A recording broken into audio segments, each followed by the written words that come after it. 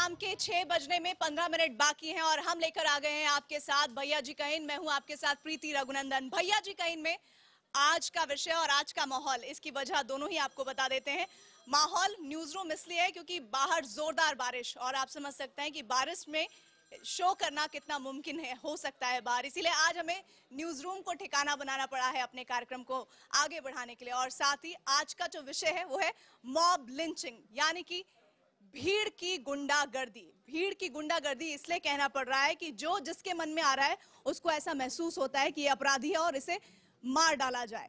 पहले ही तमाम कानून, तमाम अदालत जाने से पहले, पुलिसिया कार्रवाई होने से पहले ये मान लिया जाता है कि वो अपराधी है और उसे मौत के घाट उतार दिया जाता है। ऐसा क्यों हो रहा है?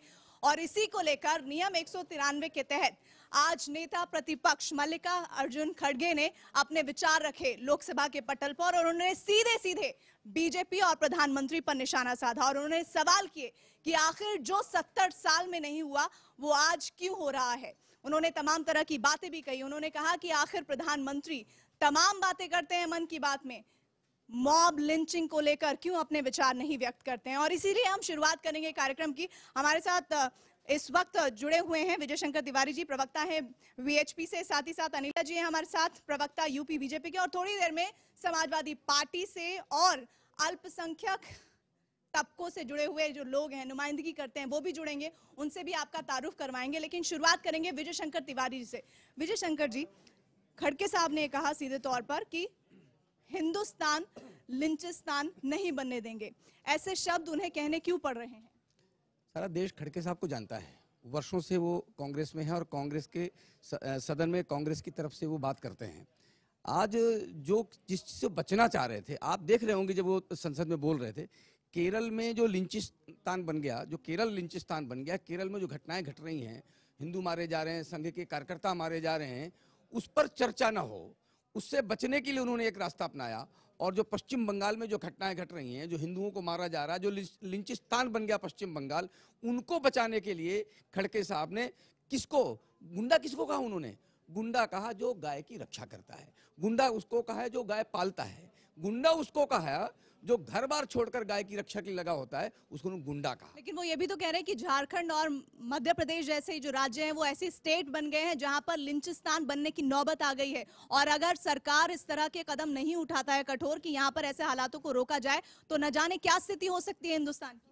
प्रीति, आपने कश्मीर की हालत देखी है? ये जो कश्मीर की हालत, तो कश्मीर के लिए भी जिक्र कर रहे हैं। मैं बता रहा हूँ, कश्मीर की जिक्र कर रहे हैं, लेकिन जो कश्मीर खड़ा दिखाई पड़ रहा है वो देन किसकी है? आज पहली बार हुआ है क्या? 1947 से लेकर आज तक जहां कश्मीर खड़ा हो गया है, वो देन किसकी है? वो खड़गे साहब की पार्टी की देन है। और वहां जो लिंचिस्तान बन गया है, जो लिंचिंग हुई है, उसकी चर्चा कराए ना। वो आखिर वो किसकी चर्चा कराना चाहते हैं? चर्चा कराना चाहते हैं देश के वो लोग जो गायों के प्रति समर्पित हैं, और गाय बचाने के लिए वो झगड़ते किससे हैं? वो झगड़ते हैं जो तस्करी करते हैं, और जो तस्करी करते हैं वो सीधे सरल लोग नहीं होते हैं, गांव के सज्जन लोग नहीं होते हैं। वो हाथापाई करते हैं, वो मारते हैं, वो पुलिस वालों को मारते हैं, पुलिस वाले गाड़ियां जलाते हैं, थाने फूंक। लेकिन फर्जी गौरक्षकों का जिक्र तो खुद प्रधानमंत्री मोदी ने भी किया। मैं आपके पास आऊंगी अनिला जी। डर और भय का माहौल हो गया है। मल्लिका अर्जुन ने आज पूरे सीधे तौर पर, खुले तौर पर प्रधानमंत्री को और बीजेपी को निशाने पर लिया और अपनी बात को रखा है। ऐसा है, डर और भय का माहौल कांग्रेस में हो गया है। तो जो उनकी मनोस्थिति है वो बयान कर रहे हैं। इस देश में किसी भी प्रकार का ना कोई डर है और ना कोई भय है। ये देश जो है वो विकास की राह पर चल रहा है, और यही कारण है कांग्रेस के डर का और भय का। वो जानते हैं कि पूरा देश जो है वो कांग्रेस मुक्त होता चला जा रहा है, कांग्रेस पार्टी समाप्त होती चली जा रही है, और जिन प्रदेशों में भारतीय जनता पार्टी की सरकार है वहाँ विकास हो रहा है, और कानून का राज है, और ट्रांसपेरेंट गवर्नमेंट और गवर्नेंस दी जा रही है। ये सबसे बड़ा भय है, ये भूत है कांग्रेस पार्टी के लिए, जिससे वे बिल्कुल खौफजदा हैं। क्योंकि कांग्रेस का नामो निशान जो खत्म होता चला जा रहा है, ना नेतृत्व है उनके पास, ना उनके पास कोई पॉलिसी है। और बिल्कुल हाल फिलहाल का आपने नतीजा बिहार में देख ही लिया है। बिहार की जनता ने किस प्रकार खुश जो नया गठबंधन आया है भारतीय जनता पार्टी और नीतीश जी का, उसको स्वीकारा है।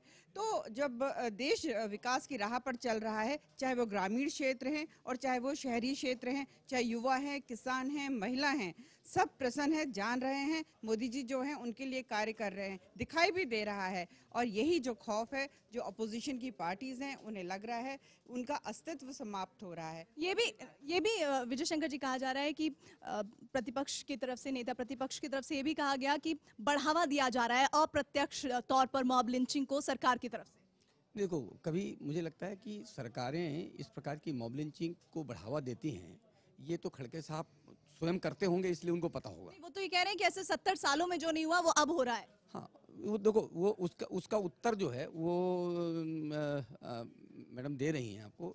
बीजेपी की जो प्रवक्ता हैं वो सारा बीजेपी का पक्ष जो रखना है वो रख रही हैं, लेकिन परिस्थिति देश की क्या है उसको अगर ये नज़रअंदाज कर देंगे तो क्या होगा। अभी इन्होंने विश्व हिंदू परिषद बजरंग दल को घेरा है।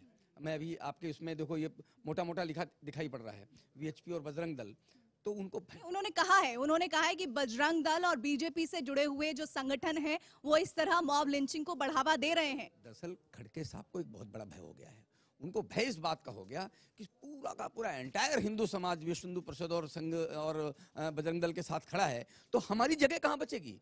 तो अल्टीमेटली इनका ये करतूत, ये बदनाम करना हिंदू समाज को, यह नई बात नहीं है, ये पुरानी बात है। किसानों को बदनाम करना, हिंदुओं को बदनाम करना, उनको टारगेट में लेना और कहीं ना कहीं जोड़ देना, ये उनकी नेता प्रतिपक्ष कैसे बदनाम कर रहे हैं। आंकड़े हरियाणा से आते हैं, मध्य प्रदेश से आते हैं, झारखंड से आते हैं, फिर राजस्थान से आते हैं, जहां पर आपकी सरकारें हैं। ऐसे में सीधे तौर पर जिम्मेदारी, जवाबदेही आपकी बनती है। उन्होंने तो ये भी पूछा कि आप बताइए कि आपने मॉब लिंचिंग के मामलों में कार्रवाई क्या की है अभी तक। देखिए, सबसे पहली बात तो मैं यहाँ कहना चाहूँगी कि हमारे देश के जो प्रधानमंत्री हैं श्री नरेंद्र मोदी जी, उन्होंने बहुत ही स्पष्ट शब्दों में कहा है कि जो गौरक्षक हैं वो भक्षक नहीं हो सकते हैं।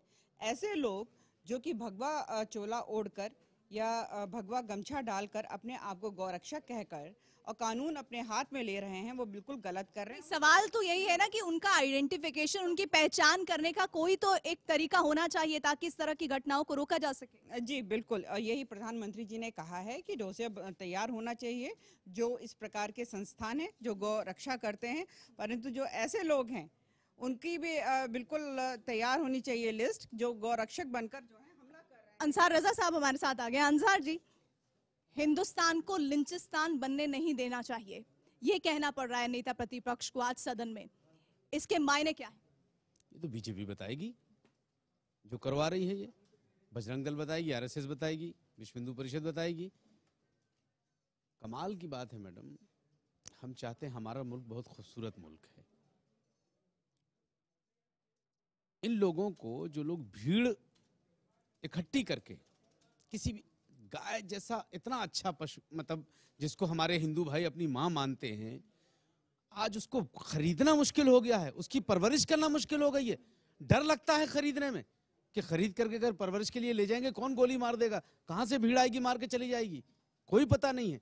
इतने अच्छी चीज को इन लोगों ने इतना कंट्रोवर्शियल बना दिया है कि जिसका कोई। विजय शंकर जी, क्या कंट्रोवर्सी आप जानबूझकर खड़ा कर रहे हैं? जो आसान थी चीजें उन्हें सहज रूप में स्वीकार किया जा सकता था, खामखा मॉब लिंचिंग को ऐसा लग रहा है। एक तरह से इनडायरेक्टली कहें तो वो कह रहे हैं कि मॉब लिंचिंग को बढ़ावा देने की वजह ही आप लोग हैं। प्रीति, कल की घटना है, अभी बिहार के विधानसभा में एक मुस्लिम नेता ने जय श्री राम बोल दिया, और वो जय श्री राम बोलते ही उसके खिलाफ फतवा हो गया और पता चला कि उसकी पत्नी भी चली गई। जय श्री राम का क्या लेना, यहाँ बात गाय पे बहस हो रही है भाई। जय श्री राम पे अगर होना होती तो जय श्री राम पे कर लीजिए, फिर नहीं किस पे होना है? जय श्री राम पे बहस होना है या गाय पर बहस होना है? ये जय श्री राम की बात नहीं कर रहा मैं, ये खूबसूरत हिंदुस्तान की बात कर रहा हूँ। अभी ये बोल रहे थे कि ये देश बहुत खूबसूरत है, ये खूबसूरत तो है लेकिन इसको बदसूरत बना रहे हैं ये। अब ये बदसूरत राम, इस देश के प्रेरणा माने जाते हैं राम से इस देश की खूबसूरती बढ़ती है। और एक मुस्लिम नेता जब राम जय श्री राम बोलता है। अंसार साहब, सवाल तो बनता है कि अगर कोई नेता, कोई अल्पसंख्यक नेता अगर जय श्री राम कहता है तो ऐसा क्यों लगता है कि ये क्या हो गया, अरे ये तो ऐसा लग रहा है कि हिंदूवादी हो जाएगा, ऐसा क्यों एक भावना सी आने लगती है और फतवा जारी कर दिया। यहाँ तक कहा जाता है कि इनका निकाह तक रद्द हो जाएगा। जिस आदमी ने जय श्री राम बोला है वो पहली बार विधायक नहीं बना है, इससे पहले क्यों नहीं बोला? इससे पहले भी तो हो सकता है देर आए दुरुस्त आए। नहीं, ये तो कोई बात नहीं हुई ना। बात ये है, हो सकता है ऐसा हो सकता है विजय शंकर जी, हो सकता है देर आए दुरुस्त आए। बिल्कुल नहीं, देर आए दुरुस्त क्या, जिसको जब समझ में आ जाए, हमेशा जिसको जब समझ आ जाए। मतलब बीजेपी की अब समझ में आई कि जय श्री राम बोलना चाहिए। मर्यादा पुरुषोत्तम जैसी अजीम शख्सियत को इतना कंट्रोवर्शियल बना दिया इन लोगों ने कि जिसका अब राम के नाम पे भी राजनीति करेंगे। एक जमाने से तो करते चले आ रहे हैं, अब जय श्री राम के नाम पे राजनीति करेंगे। आखिर क्या सियासत करो ना सियासत की तरह, राम को क्यों बीच में लेकर के आकर के उनका मजाक उड़वा रहे हो पूरी दुनिया में कि साहब राम के नाम पे देखिए कत्ल हो रहा है। क्या भगवान जिनको आप मान रहे हो मर्यादा पुरुषोत्तम हम लोग कहते हैं, क्या उन्होंने कहा है कि तुम जबरदस्ती किसी जय श्री राम कहलवाओ? देखिए, इसका मैं एक लाइन में इसका उत्तर दे देती हूँ रजा साहब। इसका उत्तर केवल ये है कि अगर कोई जय श्री राम बोल रहा है तो वाकई में सच्चे मायने में मेरा देश जो है वो धर्मनिरपेक्ष होता चला जा रहा है।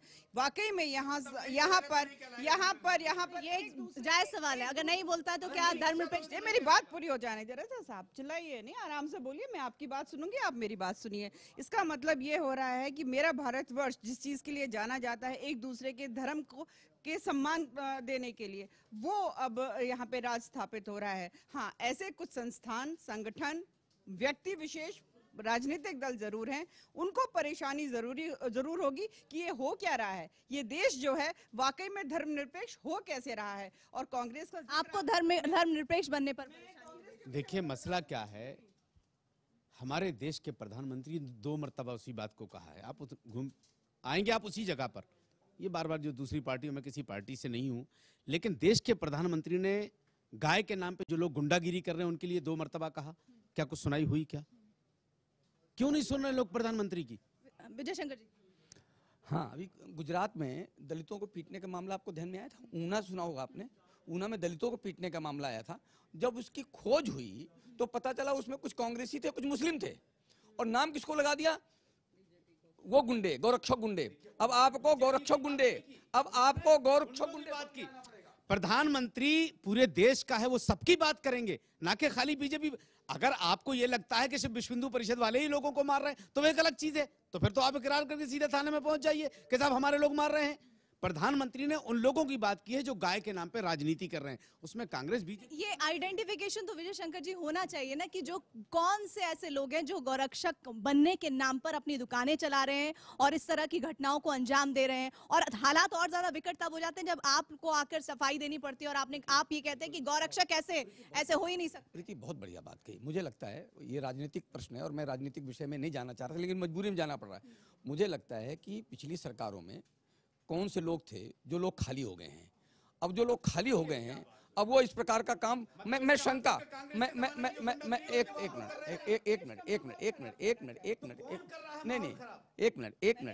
मुझे पूरी बात कर लेने दीजिए। मुझे लगता है सड़कों में मैंने बार बार एक बात कही है प्रीति, और एक बात कही है, जो गुंडे हैं, गुंडे कभी गोरक्षक नहीं हो सकते हैं। और जो गोरक्षक है, जो एक प्राणी की रक्षा कर रहा है, उसके लिए अपनी जान देने के लिए तैयार है, वो किसी आदमी की हत्या कैसे कर सकता है? कैसे उसकी जान लेगा? तो जो गोरक्षक है वो गुंडा नहीं हो सकता, और जो गुंडा है वो गोरक्षक नहीं हो सकता। तो शासन ने अपना काम करना चाहिए। अच्छा, तथाकथित जो गोरक्षक हैं, तथाकथित जो गोरक्षक हैं, जो इस तरह की हत्याओं को, लोगों को भीड़ तंत्र के तहत, गुंडागर्दी के तहत मार दिया जाता है, उनके खिलाफ ठोस कदम ना उठना, शायद अंसार रजा साहब जैसे लोग हैं उनको बोलने का मौका। प्रीति एक मामला हरियाणा का आया था, आपको ध्यान में? ट्रेन में एक बच्चे को मारा गया था, और जब बाद में खुला, क्या बाद में चला, मीट का तो कोई मामला ही नहीं था, गाय के मांस का कोई मामला ही नहीं था, मामला सीट का था।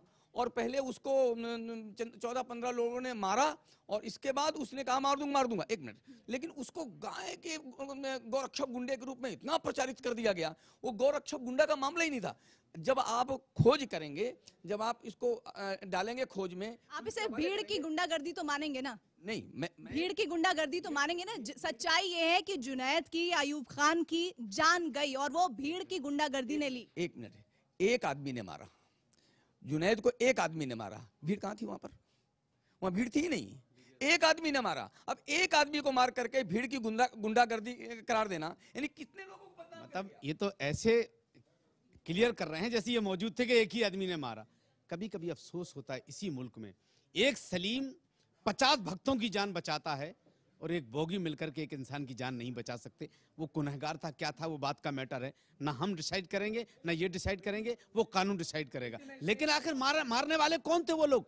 वो आदमी जो 50 साल का, जिस शख्स ने, जिसके लिए सीट दी गई, जुनैद ने उसको सीट दी, कि आप बुजुर्ग हैं, आप यहाँ आकर के बैठ गए। उसी ने कहा ये गाय खाने वाले हैं और ये कह रहे गाय का कोई मुद्दा नहीं, जैसे ये विश्व हिंदू परिषद वहां मौजूद थी। अनिला जी, अनिला देखिए, सबसे पहली बात तो ये आप कह रहे हैं कि कोई भी ऐसी कार्रवाई नहीं हो रही है ऐसे लोगों के ऊपर जो अपने आप को गौरक्षक कहते हैं, तथाकथित हाँ जी, तथाकथित गौरक्षक कहते हैं और कानून को अपने हाथ में लेते हैं। पहली बात तो ये है कि कोई एक अलग से कानून नहीं बना हुआ है कि जो गौरक्षक अपने आप को कहते हैं अगर वो हत्या करते हैं तो उनके लिए कोई अलग से कानून बना हुआ हो, परंतु जो हत्या के लिए कानून है उसके तहत जब उनकी गिरफ्तारी होती है तो वही कानून उस पर लागू होता है और कार्रवाई होती है। परंतु जजमेंट देने का काम सरकारों का नहीं होता है, प्रशासन का नहीं होता है, ये काम होता है कोर्ट और कचहरी का। ये प्रश्न आपको judicial system of India, of this country, उनसे पूछना चाहिए कि डिस्पोजल ऑफ जो केसेस हैं वो इतनी जल्दी क्यों नहीं हो पा रहे हैं। आप ये कहें कि प्रशासन अपना कार्य नहीं कर रहा है तो मैं आपकी बात से बिल्कुल भी सहमत नहीं होंगी, क्योंकि कानून अपना काम कर। भीड़ की गुंडागर्दी को रोकने की जिम्मेदारी किसकी है? सबसे बड़ी जिम्मेदारी मैं यहाँ पर कहूंगी कि अगर केसेस का डिस्पोजल जल्दी से जल्दी होगा और कड़ी से कड़ी कार्रवाई होते हुए उनको अगर सजा मिलेगी तो वो खौफ लोगों सरकार कुछ कहे उससे पहले खुद ही जुडिशियल सिस्टम से सवाल किया जाना चाहिए। अनिला जी कह रही है। देखिए, इनके हाथ में सब कुछ, ये चाहे जिससे सवाल करें, ये हमसे भी सवाल पूछ सकती हैं, ये नीतीश कुमार से भी सवाल पूछ सकती है, लालू से भी सवाल पूछ सकती है, सब कुछ बीजेपी के हाथ में। मैं एक बात जानना चाहता हूं, इस मुल्क में इतना बड़ा राज्य है, क्या खाली गाय ही मुद्दा है? ये जो 3 साल से धर्म के नाम पर, गाय के नाम पे, मंदिर के नाम पे, जय श्री राम के नाम पे, भारत माता की जय के नाम पे जो बेवकूफ बनाया जा रहा है हिंदुस्तान की जनता को, जो वादे किए थे, चूंकि उस पर कुछ हुआ नहीं 3 साल तक, कुछ नहीं किया ना 3 साल तक, तो हिंदू भाइयों की भावनाओं को भड़का करके कि अब 2019 में भी आना है तो जिंदा रखा जाए इन मुद्दों को। आखिर जिन जिन मुद्दों पर, मैं अनिल जी से एक बात पूछना चाहता हूं, मैं बहुत इज्जत करता हूं, एक महिला है और बहुत कद्दावर लीडर हैं बीजेपी की, क्या अमित शाह ने जो जुमले बोले थे, क्या जवाब है इनके पास एक एक जुमले का? कैसा, आप हमें जिताइए, 15 लाख रुपए हम आपके अकाउंट में डालेंगे। आज मुद्दा मामले बात हुई क्या उस मुद्दे पे कोई बात की क्या बीजेपी ने? वो तो एक जुमला था चुनावी। यार, इतना बड़ा झूठ बोला अपने मुल्क से और आप कह रहे हैं कि साहब सरकार हम चलाएं। इतना बड़ा फ्रॉड किया आपने पूरे मुल्क की जनता से, क्या बेवकूफ बनाया। अनिला जी, मैं आपके पास आऊं विजय शंकर जी, लेकिन एक ये बहुत ही संवेदनशील मुद्दा है जिस पर हम लगातार कह रहे हैं। ये सिर्फ बात गौरक्षकों की नहीं है, ये वंदे मातरम कहने पर जिस तरह से मारा पीटा जाता है या ना कहने पर मारा पीटा जाता है, जय श्री राम कौन बोलेगा कौन नहीं बोलेगा, समाज के ठेकेदार बन के कुछ लोग आ जाते हैं और इस तरह से भीड़ की गुंडागर्दी दिखाने लगते हैं। इसमें पहली जिम्मेदारी किसकी है? किस तरह से रुकेंगी ये घटनाएं?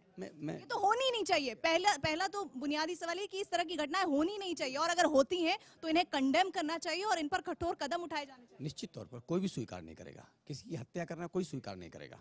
इस देश के डीएनए में नहीं है इस प्रकार की बातों को स्वीकार करना। लेकिन इस प्रकार के 3 साल से जो मुद्दे देख रहे हैं आप, हम बताते हैं, आपने मुद्दे बताया, मैं भी बताता हूँ। पश्चिम बंगाल में एक 70 वर्ष की नर्स को, क्रिश्चियन नर्स का बलात्कार होता है। तुरंत आरोप लगाया जाता है ये संघ और विश्व हिंदू परिषद के लोग हैं, वहाँ के मंत्री के द्वारा लगाया जाता है। किसी ने खंडन नहीं किया। ये जो पुरस्कार वापसी वाले लोग हैं, ये बाहर नहीं आए उसमें, लेकिन उन्हीं की सरकार ने जब खोज की, अपनी सीआईडी लगाई, अपना तंत्र लगाया, पता चला वो बांग्लादेशी मुसलमान थे जिन्होंने बलात्कार किया था। इसी प्रकार से दिल्ली की कुछ घटनाएं, चर्च में पत्थरबाजी होती है, कुछ तोड़फोड़ होती है, तुरंत पता लगा ये हिंदूवादी संगठन, ये संघ विश्व हिंदू परिषद, इनके लोगों ने ये सारा काम किया है। जब यहाँ की सिस्टम काम करता है, पता चलता नहीं वो तो क्रिश्चियन ही थे जो वहाँ पर चोरी में गए थे। तो ये जो एक प्रकार से माहौल बनाया गया है देश भर में, तो ये माहौल बना कौन रहा है प्रीति, ये एक सोचने। अखिलेश प्रताप सिंह भी हमारे साथ जुड़ गए हैं लखनऊ से। अखिलेश प्रताप जी, विजय शंकर तिवारी जी हमारे साथ हैं, उन्होंने एक सवाल उठाया, उसी को मैं आपके पास लेकर आना चाहती हूँ। वो कह रहे हैं कि जानबूझकर ऐसा माहौल बनाया जा रहा है और लोगों को ये दिखाया जा रहा है कि इस वक्त हिंदुस्तान को लिंचिस्तान बनाने की कवायद हो रही है, जबकि ऐसा कुछ भी नहीं है। तो ये बात इनको अपने ही इन्हीं के माननीय प्रधानमंत्री जी, इन लोगों की रोज भेंट होती होगी। इतनी बड़ी बात और देश के प्रधानमंत्री को नहीं पता। वो भाषणों में जिक्र करते हैं, 2 बार कर चुके हैं, लेकिन ये बतावें तो उनसे माननीय प्रधानमंत्री, इससे गलती हो रही है अकॉर्डिंग टू हमारे पंडित जी कि ये ऐसा कुछ नहीं है। तो माननीय मोदी जी को इन्हें तत्काल बता करके उनको समझाना चाहिए कि आप क्या बोल दे रहे हैं, ऐसा कुछ है ही नहीं है। दूसरों पे ये माहौल बनाया जा रहा है। तो और उस पर प्रधानमंत्री जी बोल दे रहे हैं। कह देना बड़ा आसान है, ऐसा नहीं, हर किसी के पास समझ है, हर कोई समझ जाता है कि कौन क्या कहना और करना चाहता है। वही है, एक चौकीदार हैं और जो गांव की कहावत है, चौकीदार चौकीदारी कर रहा है, पीछे से लोगों को बोल भी रहा है कि चोरी भी करते रहो, तो दोनों नहीं चलेगा, समझ में आ जाता है। अगर ये बात है तो इनको माननीय प्रधानमंत्री से कहना चाहिए, प्रधानमंत्री जी अपने उन शब्दों को वापस लेने, कहे नहीं भाई सब मैंने जो गलत बोला था, ऐसा कुछ हो ही नहीं रहा है, ये सिर्फ भरमाया जा रहा है, गलत सूचनाएं दी जा रही है, उसके आधार पर मैंने बोल दिया, ऐसा प्रधानमंत्री को बोल करके स्पष्ट कर देना चाहिए। उनकी पार्टी के इतने बड़े नेता हमारे तिवारी जी जब बता रहे हैं, और प्रधानमंत्री जी इतने देश के बड़े प्रधानमंत्री, इतना बड़ा उनके पास प्रशासनिक अमला है, उनको गलत सूचनाएं चली जा रही हैं, बताइए अगर हमारे प्रधानमंत्री जी के पास गलत सूचनाएं चली जा रही हैं तो ये तो बड़ा खतरनाक बात है। जो सूचना त्रिपाठी जी के पास है और वो प्रधानमंत्री जी के पास नहीं है, तो ये सब बड़े महत्व की चीज़ें हैं जो जानकारियां मिल रही हैं। इसको उन्हें माननीय प्रधानमंत्री जी को तत्काल बता देना चाहिए कि वो आइंदा से भविष्य में ये न कहें कि ये गौ भक्त नहीं है, ये गुंडे हैं, बदमाश हैं, या जो कुछ है वो गलतफहमी की जा रही है, ऐसा अखिलेश जी, जो आप ये बात उठा रहे हैं विजय शंकर जी और अनिला जी से इस सवाल का जवाब जरूर लेंगे कि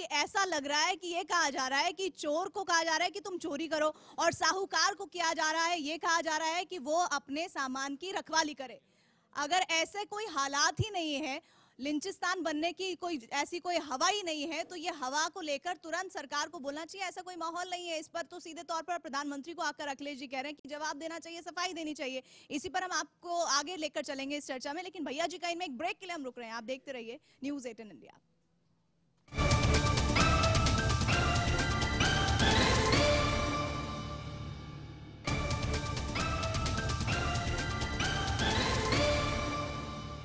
ब्रेक के बाद एक बार फिर से आप सभी का स्वागत है। आप देख रहे हैं भैया जी कहिन। भैया जी कहिन में आज का विषय हमारा है मॉब की लिंचिंग से जुड़ा हुआ, क्योंकि आज संसद में इसी मुद्दे पर घमासान मचा है। नेता प्रतिपक्ष मल्लिकार्जुन खड़गे ने जबरदस्त अपनी बात को रखा है और सरकार साथ ही प्रधानमंत्री पर निशाना साधा है। हालांकि तमाम बीजेपी और उससे जुड़े हुए संगठन ये कह रहे हैं कि ये प्रधानमंत्री पर निशाना बनाने की साजिश है। इस तरह के लिंचिस्तान जैसी कोई हालात ही नहीं है। हम विजय शंकर तिवारी जी के पास जाएंगे, क्योंकि ब्रेक से पहले अखिलेश जी ने कुछ सवाल पूछे थे। उन्होंने कहा था कि अगर ऐसा है नहीं तो तुरंत आपको सामने आकर सफाई देना चाहिए। उस बात पर मैं आपकी आऊंगी, लेकिन उससे पहले किरण रिजिजू ने आज सदन में क्या कहा है इस जवाब में, वो भी सुन लीजिए। We have issued clear advisory to all the states and union territories of the country that mob lynching or anything related to that will not be acceptable. So strong action must be taken. Now, Madam, I cannot imagine a situation where the Prime Minister directs a situation, what they are saying, that Prime Minister or the Union government should take over the state administration just because there is one incident. हमारे साथ Faheem bag साहब भी जुड़ गए हैं, इस्लाम के जानकार हैं, उनके पास मैं जाऊंगी, लेकिन उससे पहले किरण रिजिजू ने कहा कि प्रधानमंत्री को खामखा उनके तहत साजिश की जा रही है ताकि उनकी इमेज, उनकी सरकार की इमेज खराब हो, और इस तरह लिंचिस्तान बनने देने के खतरे को बार बार चेताया जा रहा है। नहीं, देखो जो वो कह रहे हैं, गृह मंत्री को यही बयान देना चाहिए। और वो जो क्या ये साजिश है? एक मिनट, ये जिस प्रकार से हो रहा है, जिस प्रकार से गौरक्षकों को बदनाम किया जा रहा है, तो ये आपको साजिश नहीं लग रही? और एक जो लिंचिस्तान बार बार बोल रहे हैं, मैं इसको लिंचिस्तान नहीं बोल रहा हूँ, मैं कह रहा हूँ कुछ चीज़ें लॉन्च हुई हैं। लॉन्च क्या हुई हैं? देश में सूर्य नमस्कार कुछ एलिट लोगों का एक कार्यक्रम था, वो आम पब्लिक में जाकर के लोग उसका स्वास्थ्य लाभ ले रहे हैं, नहीं ले रहे हैं? आप मान रहे हैं ना मान रहे हैं? अगर ये सूर्य नमस्कार जैसा योग देश में नहीं होता तो पता नहीं कितने लोग बीमार रहते, स्वस्थ हो गए। ये लॉन्च हुआ। वंदे मातरम हमारे सैनिकों का और कुछ लोगों का वंदे मातरम कहने के लिए एक था, लेकिन आम समाज वंदे मातरम बोलने लगा है, तो ये वंदे मातरम मुझे लगता है लॉन्च हुआ है। तो मुझे ये लिंचिस्तान लिंच नहीं साहब, वाकई में ऐसा लग रहा है कि नए चीजों की शुरुआत हो रही है, इसलिए तकलीफ हो रही है और कहा जा रहा है कि इस तरह से लिंचिस्तान बनता जा रहा है हिंदुस्तान। असल में 70 साल पहले ये देश हिंदुस्तान नहीं था, इस देश का नाम कुछ और था। भाजपा ने आकर, आरएसएस, वीएचपी ने आकर इस देश को हिंदुस्तान बनाया। ये कहने का मकसद है तिवारी साहब, बड़ा मजाक किया और बड़ी हंसी आ रही है मुझे जिस प्रकार से इन्होंने जिन मुद्दों को रखा, सूर्य नमस्कार रखा या जिसको भी, क्या इन्होंने इतनी ईमानदारी के साथ उन फर्जी गौरक्षक उन आतंकियों के बारे में कुछ बात कही, और इतने कहने में इनको शर्म क्यों है? क्या इस देश में पिछले 3 वर्षों में 35 से ज्यादा लोगों को गाय के नाम पर कत्ल किया गया है? क्या ये कड़वी सच्चाई नहीं है? क्या ये आंखें इनकी नहीं देख रही हैं? और इस इतने बड़े सच को ये मानने को क्यों तैयार नहीं अनिला है? जी। क्यों? देखिए ऐसा है प्रीति जी, अभी आप लिंचिस्तान, आप थोड़ा सा ऐसे आओ जो मेरे को बोलने में परेशानी हो रही है। लिंचिस्तान की आप बात कर रही हैं, तो यहाँ पे जो लिंचिंग हुई है वो भ्रष्टाचार की हुई है। यहाँ पर जो लिंचिंग हुई है वो गरीबी पर हुई है। यहाँ पर जो लिंचिंग हुई है, जो महिलाओं का हक मारा जाता था पहले की सरकारों द्वारा, उस पर हुई है। पर हाँ, ऐसे कुछ लोग हैं, ऐसे दल हैं, संगठन हैं, व्यक्ति हैं जिनको फहीम साहब, वो डेटा तो हमें आप बता दीजिए। अरे 3 साल में, सुनिए, एक बड़ी ईमानदारी के साथ, एक बहुत ईमानदारी के साथ, अनिला जी, नहीं, मैं आपसे एक सवाल करना चाहता हूँ। देखिए, बहुत ईमानदारी के साथ, क्या देश में पिछले 3 वर्षों में 35 से ज्यादा लोग गाय के नाम पर कत्ल हुए हैं या नहीं? रखिए, जो ऐसे ही लोग जो सब्र नहीं रख पा रहे हैं भारतीय जनता पार्टी की परफॉर्मेंस को देखकर मेरी बात को काटते हैं। इस देश में जब से भारतीय जनता पार्टी की सरकार आई है, क्या इस चीज को नकारा जा सकता है? चाहे वो आप दुनिया में आप देख लीजिए, इकोनॉमिक जो ग्रोथ है वो नेगेटिव में जा रही है। ये हमारा देश है। अखिलेश जी अनिला जी की बातों को सुन रहे होंगे। अखिलेश जी, 3 साल में इतना प्रोग्रेस कर लिया है हिंदुस्तान ने जो कल्पना ही नहीं की जा सकती। अखिलेश जी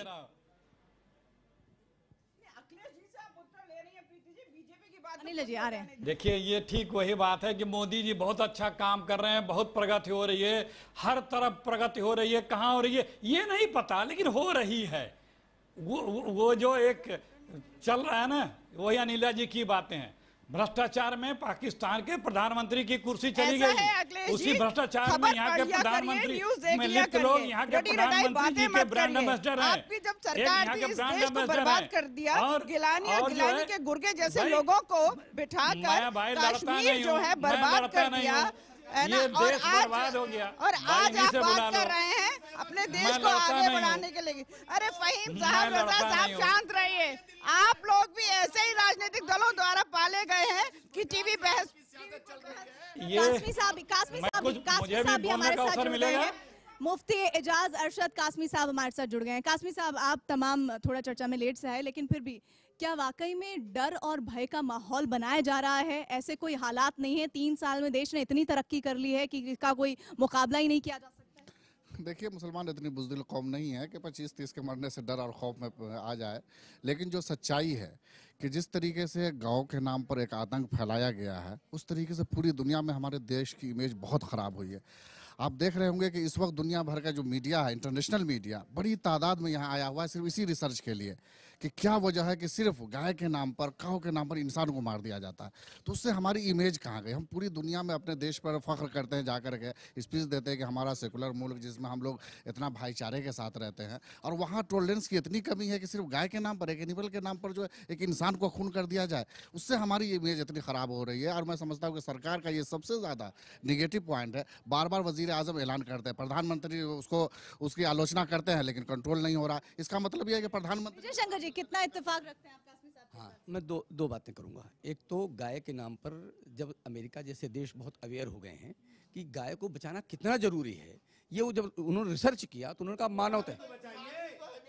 एक मिनट बता रहा हूँ, आप शांत रहिए, शांत रहिए, शांत रहिए, शांत रहिए, शांत रहिए, शांत रहिए, शांत रहिए, शांत रहिए। आप ये बताइए कि जानवर का गुणगान कर रहे हैं, महामंडन कर रहे हैं, आपके लिए इंसान की कितनी अहमियत है? कम से कम जिहादी बनाने वाले लोगों से ज्यादा गाय की अहमियत है। जो लोग जिहादी बनाते हैं और जो लोग जिहादियों की वकालत करते हैं, उनसे इस देश में गाय की अहमियत ज्यादा है। ये एक बात समझ लीजिए आप। उनके जो जाकिर नाइक, मैं एक मिनट मैं बताता हूँ, जाकिर नाइक यहाँ पर जिहादी फैक्ट्री चलाते थे, उनका समर्थन करने वाले ये लोग, बुरहान वानी जैसे लोगों का समर्थन करने वाले ये लोग। जर्नलाइज नहीं करना चाहिए चीजों को, जर्नलाइज नहीं करना चाहिए। ऐसे नहीं, ये लोग, मैं ये लोग बोल रहा हूँ, ऐसे लोगों से ज्यादा अहमियत इस देश में गाय की है, इसलिए गाय बचनी चाहिए, ऐसे लोग नहीं बचने चाहिए। ये देखिए, ये इसको गुंडागिरी कहते हैं कि गाय बचनी चाहिए, इंसान नहीं बचना चाहिए, इसको गुंडागिरी कहते हैं। अब अभी आपने इन्होंने जो बात कही है कि कुछ लॉन्चिंग की इन्होंने बात कही है, इसमें कोई शक नहीं है। जीएसटी लॉन्चिंग हुई है हमारे यहाँ, 2000 का नोट लॉन्चिंग हुआ है, जो तबाही हिंदुस्तान में हुई उसकी लॉन्चिंग हुई है। अब देखिए, आप दूसरों को सिखा रही थी कि आप बीच में मत बोलिए और आप ही बोल रही। मैं एक बात कहना चाहता हूं कि गाय की रक्षा होनी चाहिए। हम 3 आदमी यहाँ हैं और तीनों डंके की चोट पे कहते हैं कि गाय बचनी चाहिए, नहीं कत्ल होना चाहिए गाय का। और पूरे हिंदुस्तान में कश्मीर से कन्याकुमारी तक, ये नहीं कि मीठा मीठा अच्छा हो तो हम खा जाएं और कड़वा कड़वा थू कर दें। आप पाबंदी लगाइए तो कश्मीर से कन्याकुमारी तक, गोवा में भी लगाइए, मणिपुर में भी लगाइए, पश्चिम बंगाल में भी लगाइए, जहां भी गाय कट रही है। आपने क्या किया? आपके गोवा का मुख्यमंत्री कहता है कि गोवा वासियों घबराने की जरूरत नहीं है, हम बीफ कम नहीं होने देंगे। क्या हटाया क्या? देखिए, पहली मैं 2 बात यहाँ पर कहना चाहूंगी। अभी बहुत कुछ कहा इन्होंने, इनडायरेक्टली हिंदू धर्म को लेकर कहा, मेरे देश के विषय में लेकर कहा है।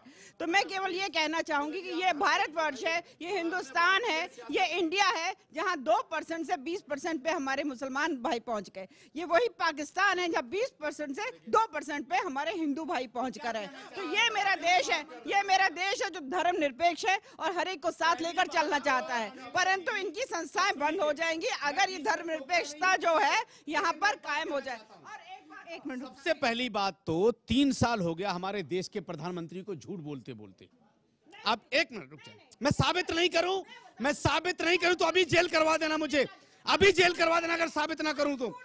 बार बार देश का प्रधानमंत्री कहता है 125 करोड़ का मुल्क, हमसे ये कहते मुसलमानों की तादाद बढ़ रही है, और 3 साल से 125 करोड़ से एक आदमी आगे नहीं बढ़ा। राष्ट्रपति भी अपने भाषण में 125 करोड़ की बात करता है, प्रधानमंत्री सही है ना, गणित सही है। 3 वर्ष के मैं बताती हूँ ना, जीएसटी, रीमोनेटाइजेशन, ई टेंडरिंग, गाँवों में 18,000 से ज्यादा, गाँव में 13,000 में। अरे आपने जो काम करने थे मैडम, काम कहाँ कर रहे हैं? लोगों को धोखा दिया है आपने लोगों को धोखा दिया है मैडम। कांग्रेस के ऊपर आपने इल्जाम लगाया 2G, 3G, 4G, हजारों करोड़ रुपए का घोटाला करके कांग्रेस का एक भी आपने नेता बंद किया? क्या बात है? क्या आपने बात की थी 15 लाख रुपए लोगों को देंगे? अखिलेश जी, देश लिंचिस्तान बनता जा रहा है, देश में डर और भय का माहौल बनाया जा रहा है, लेकिन तमाम तरह 70 सालों में क्या हुआ नहीं हुआ ये एक लगातार सवाल किया जाता है। सीधे तौर पर आप पर भी आरोप लगते हैं कि आप तो वही हम 3 सालों में उसे ही संभालने की कोशिश कर रहे हैं जो 70 सालों में आपने किया है। मैं सुन गया, मैं थोड़ा, मुझे समय दीजिएगा, मैं दूर हूं तो मुझे समय नहीं मिल रहा है। देखिए, आज जितने लोग गाय की अपनी भक्ति दिखा रहे हैं भाजपा के लोग, वो सुविधा के गौ भक्त हैं। अगर इनमें जरा से भी नैतिकता है तो ये कह दें कि जो भी भाजपा का नेता गाय मांस उपलब्ध कराने या खाने की बात करता है वो पार्टी से बाहर कल कर दिया जाएगा।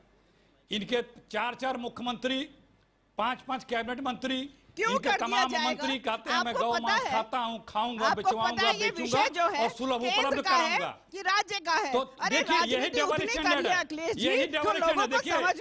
देखिए इन्होंने खुद कह दिया, इन्होंने खुद कह दिया, लोगों को थोड़ा बात समझ में आ जाए। ये कोई बात हुई नहीं, आप उन्हीं से बात करा लें, देश पे धर्म की राजनीति करने वाली आपकी पार्टी, कास्ट की राजनीति करने वाली आपकी पार्टी यहाँ ये ना सिखाए, यहाँ ये ना सिखाए कि गाय जो है कौन सा विषय है। जहाँ बीजेपी की बखिया उधेड़ो चैनल को दर्द होने लगता है। चाहते हैं कि गौ मांस जो है ना खाया जाए तो खा सकते हैं। कुछ आता जाता भी है, कुछ आता है आपका।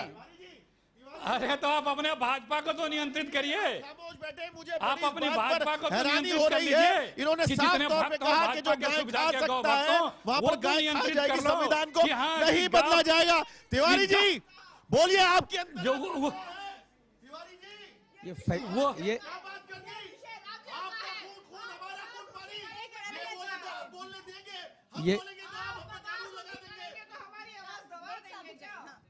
फहीम बेग जैसे जो लोग हैं, जो नाम सॉरी मैं नाम नहीं लेना चाहता था, लेकिन जो ये बात कर रहे थे, ये हमें इस प्रकार की शिक्षा देने के अधिकारी भी नहीं है। लेकिन मैंने एक मिनट नहीं, अरे पूरी बात कर आप एक मिनट,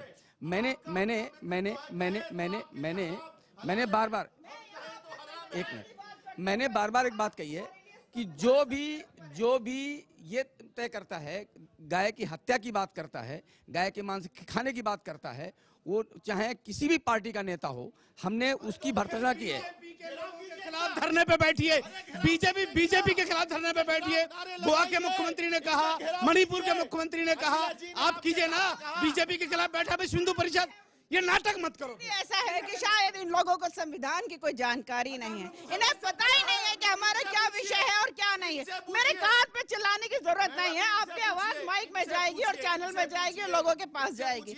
यहाँ जो संविधान कहता है हमें उसका अनुपालन करना है। अगर गोवा में या नॉर्थ ईस्ट में जहाँ पर वहाँ के राज्य जो चाहते हैं वो होगा। ये कैसे ये तय कर सकते हैं कि केंद्र जो है वो तय करेगा। अनिला जी ने जो कहा इस पर मैं चाहूंगी आप रिएक्ट करें। विश्व हिंदू परिषद का राष्ट्रीय प्रवक्ता विजय शंकर तिवारी ने बार बार घोषणा की है कि केंद्रीय कानून बना करके देश में जितने भी प्रांत हैं वहां पर गौवध बंदी हो और कड़ाई से हो, और जो भी उसका उल्लंघन करे उसको एक मिनट, सरकार नहीं बनाती है तो क्या करेंगे? अगर 3 साल में सरकार नहीं बनाती है कानून तो विश्व हिंदू परिषद क्या करेगी 2 साल में, बताइए। देखो 1947 से लेकर के अभी शोर मचा करके बना लो, जाकर के फिर शोर मचा कर बना लो। 1947 से लेकर अभी तक 1966 में आपको ध्यान में 7 नवंबर को हमारे अखिलेश जी हैं यहाँ पर, पूज्य संतों ने, अखिलेश जी आ रहे हैं आपके पास, पूज्य संतों ने भी इस प्रकार के एक आंदोलन किया था, गौ भक्तों के लिए, गाय के लिए किया था, गाय की रक्षा के लिए किया था। इस प्रकार के आंदोलन देश में चलते रहे हैं और हम जब तक ये गौवधबंदी नहीं होगा केंद्र से तब तक इस प्रकार के अखिलेश जी मैं एक सेकेंड सुनिए, मैंने सुन रहा। देखिए ये लोग किसी के भक्त नहीं है, ना राम के हैं, ना गंगा के हैं, ना गौ के हैं। मैं आपको उदाहरण दे रहा हूं। पिंक रिवॉल्यूशन की बात की थी मोदी जी ने, इनके आने पे कई गुना बढ़ गया मांस का निर्यात हिंदुस्तान में। मांस व्यापारियों को सब्सिडी दी और उनसे खूब जबरदस्त चंदा लिया। माननीय मोदी जी जब मुख्यमंत्री बने गुजरात में, 10 सालों में गुजरात से मांस 250 गुना ज्यादा, बीफ प्रोडक्शन 250 गुना ज्यादा सिर्फ गुजरात में इनके मुख्यमंत्री रहते हो गया। ये खुद बोल रही है कि संविधान में वहाँ प्रदत्त है, तो जहाँ पे जी ये खुद अभी इन्होंने बोला कि हम गौ मांस को रोकेंगे नहीं, ये दोहरा चरित्र है बीजेपी का। अगर बीफ की डेफिनेशन आपको नहीं पता है तो जाके जरा सा सभ्यता है, यहाँ गौ हत्या के विषय में चर्चा हो रही है। महिला के नाम पे भाई आप कलंक हैं, लड़ती हैं, बीच में बोलती है, लिंचिंग तो यही कर रही है। ब्रेक समय आपके ये लिंचिंग तो यहीं हो रही है। मुझे रुकना होगा। बीएचपी और बजरंग दल को भी इस बहाने मल्लिकार्जुन खड़गे ने निशाने पर लिया है और सीधे तौर पर यह आरोप लगाया है कि प्रधानमंत्री और बीजेपी और साथ ही हिंदूवादी संगठनों की वजह से भीड़ की गुंडागर्दी की घटनाओं में इजाफा हुआ। एक ब्रेक के लिए हम रुक रहे हैं, आप देखते रहिए भैया जी का हिंद।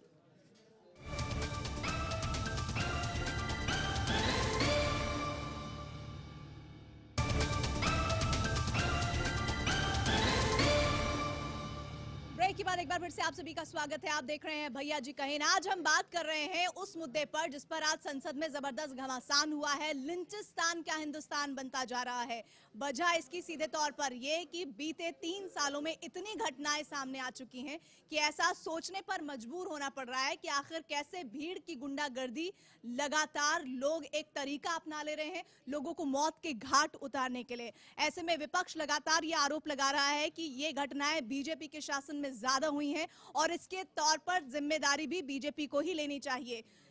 ऐसे में बीजेपी ये कह रही है कि ये एक सीधे तौर पर राजनीतिक साजिश है, कोई मुद्दा नहीं है विपक्ष के पास, हम विकास की रफ्तार से आगे बढ़ रहे हैं और इसी वजह से इस तरह के अनर्गल बयानबाजी हो रही है। लेकिन बहरहाल आज का मुद्दा ये है कि हिंदुस्तान क्या लिंचिस्तान बनता जा रहा है। हमारे साथ अनुराग भदौरिया अभी थोड़ी देर में जुड़ेंगे, लेकिन उससे पहले जिस तरह से लगातार विजय शंकर जी ब्रेक से पहले हम बातचीत कर रहे थे, किरण रिजिजू ने भी कहा कि ये एक राजनीतिक साजिश है जिसके तहत इस पूरी प्रक्रिया को आगे बढ़ाया जा रहा है।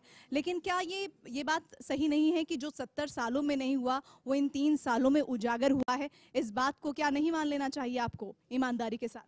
देखो, एक बात तो ध्यान में आपको आ रही होगी कि गौ तस्करी कम हुई है और गौ तस्कर भी कम हुए हैं। और इस चूंकि गौरक्षक जो हैं देश के वो जागरूक हुए हैं, क्योंकि गौरक्षक मार डाल रहे हैं। गौरक्षक जागरूक हुए हैं, इसलिए गौ तस्कर कम हुए हैं।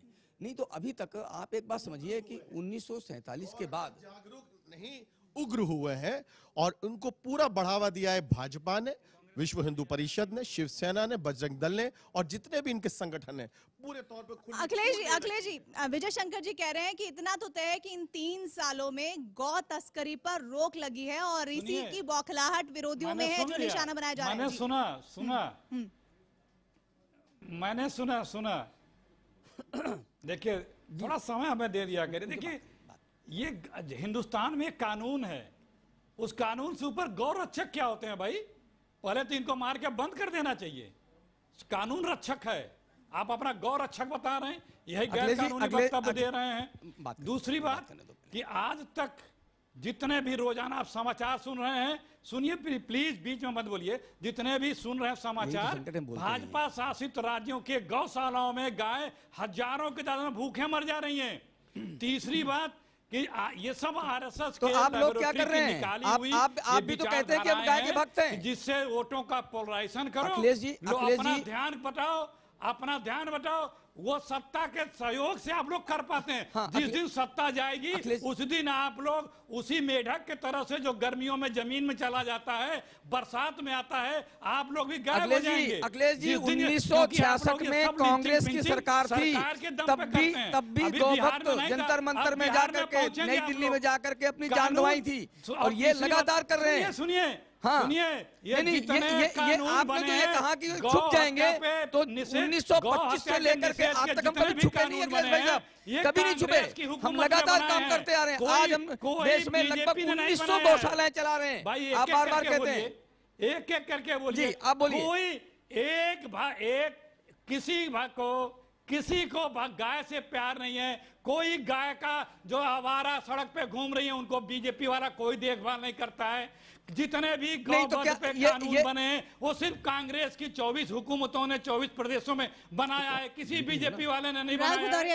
ये लोग सिर्फ इससे वोट मिले, अपने विफलताओं से ध्यान हटे। लगातार राजनीतिक साजिश के तहत लिंचिस्तान बनने की एक परिकल्पना पेश कर दी गई है। डर और भय का माहौल तो नहीं है, लेकिन बनाने की कोशिश हो रही है। लोहिया कहते थे कि नीति पर शंका नहीं करनी चाहिए, नीति पर शंका करनी चाहिए, नियत पर शंका नहीं करनी चाहिए। लेकिन ऐसे में समझने वाली बात यह है कि क्या वाकई डर और भय का माहौल है या नहीं है? आपको अगर कोई शक है तो आप जाके रास्ते पे देख लीजिए, जिस तरह से इन्होंने एक माहौल बनाया है, जिस तरह से वो भगवाधारी टाइप के वो जो गमछा डाल के जो गुंडागर्दी करते हैं, जो आप देखो पुलिस को अभी औरैया में कल देखिए पुलिस उनके पैरों पे गिरी हुई है, थानेदार उनसे माफ़ी मांग रहा है कि मुझे छोड़ दो, मुझे जाने दो।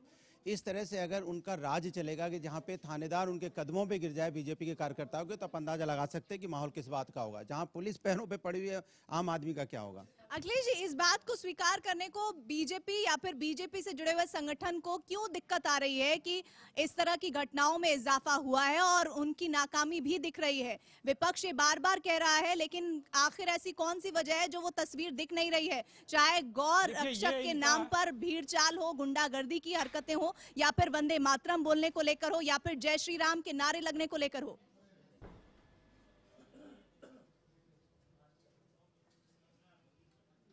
देखिए, ये सब इनका फैब्रिकेट और क्रिएट किए गए मुद्दे हैं, मेन मुद्दों से ध्यान भटकाने का। क्योंकि कोई ये ना चर्चा करने पाए, आप लोग ये ना पूछें कि मोदी जी 15 लाख कब मिलेगा, काला धन कब आएगा, अपराधियों के लिए, राजनीतिक अपराधियों का कानून कब बनेगा, लोकपाल कब आएगा, गेहूं किसानों को उपज का दाम कब 2.5 गुना होगा, डॉलर कब नीचे आएगा, पेट्रोलियम प्रोडक्ट कब ऊपर जाएगा, 10 सिर कब लाओगे, दाऊ के बारे में दाऊ को कब ला रहे हो, इन सब चीजों पे ध्यान जनता का ना जाए। इन सब चीजों पे, ये सब इन चीजों पे ध्यान आता रहे और अब निपट जाएंगे।